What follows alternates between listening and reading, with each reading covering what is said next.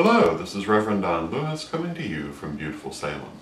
Last night I had the great privilege of co-hosting a special episode of Pagans Tonight Radio honoring the late Isaac Bonowitz. And we were joined by Phaedra Bonowitz, Isaac's wife, a lovely woman who I've had the privilege of knowing for many years. We were also joined by Lady Selena Fox, by Oberon and Morning Glory Zell, and by Ian Corrigan from the ADF.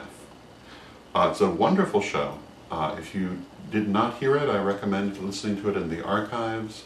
There are some wonderful stories from Isaac's life, a great deal of history from the community, some wonderful music, and it's a beautiful show. And in my mind, it's a bit of a historic moment, and a place that you'll hear things you won't hear otherwise. But it got me thinking, and you know, back in the old days, before the Davronian unpleasantness, I used to offer within the Correllian tradition what were called the 16 modules. And these were workshops that were required for the third degree. And one of them was the rites of passage. And the rites of passage included all of your obvious rites of passage, including funerals. And Lord Isaac is very lucky to be surrounded by people who loved him and cared about him, and also, in many cases, who shared his religion and his point of view, and who certainly are honoring his memory, his career, and his wishes. Not everyone is equally lucky, and many people in our community have the unfortunate situation of having a dichotomy between their life and their birth family. And should they die unexpectedly, this often leads to unfortunate results. One of the points we used to make in the 16 modules in the rites of passage was the importance for pagans of putting directly in their will their desire to have a pagan funeral, assuming that they did, and choosing an executor who would make certain that this was done. Because in the absence of a will, in the absence of someone who will make sure this gets done, often the arrangements for the funeral will fall to the next of kin, who, under normal circumstances, will respect the wishes of the person, but not always in our community, depending on the circumstances. Therefore, it's very important, if you're a pagan and if you want a pagan funeral, to make sure that you have this established. And the reason that it's very important to have an executor who will make sure it happens is that your will may not be read before the funeral, unless there's an executor to make sure that things get done. Now, of course, we don't normally in life like to think about these things, but, you know, death is one of those things that comes to us all.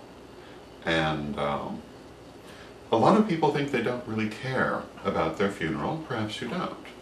However, particularly if you're in the position of being the leader of a group, a member of the high priesthood, or someone else with a fairly high profile, the members of your group are in some ways affected by how your death is celebrated. It's often said funerals are for the survivors, and it's very much true. And you know, when you go to a temple for many years, if a member of the high priesthood dies, and there's not a funeral, it leaves rather a hole. Because funerals are for closure. Funerals are for helping, they're for honoring the life and the work of the deceased, but they're for helping the survivors to be at peace as well. And it's important that we as pagans think about this. Victoria Carlson, the beloved Victoria, herself now in spirit, used to tell the story of a prominent Chicago high priestess back in the 1970s. Who died unexpectedly at an early age. And of course her family handled the details of her funeral and gave her a very Christian funeral that had nothing to do with her life or her beliefs. Which, as a closure for the family, may have served its purpose, but for the members of her group, it was deeply, deeply upsetting for years afterwards. And so if you're pagan, do consider making provisions for your funeral while you have the time to do so, and when you are nowhere near dying. and choosing someone to be your executor who will make sure that your wishes are followed. Because it can be important, it's more important for those who will be surviving you than it is for you yourself. And when you are in a position of leadership, it can sometimes be very important because it sends a message, and also because it is a form of closure. So, that's my ever so cheerful thought for tonight. And I suppose it kind of continues our discussion of ancestors. And until next time, may you blessed be.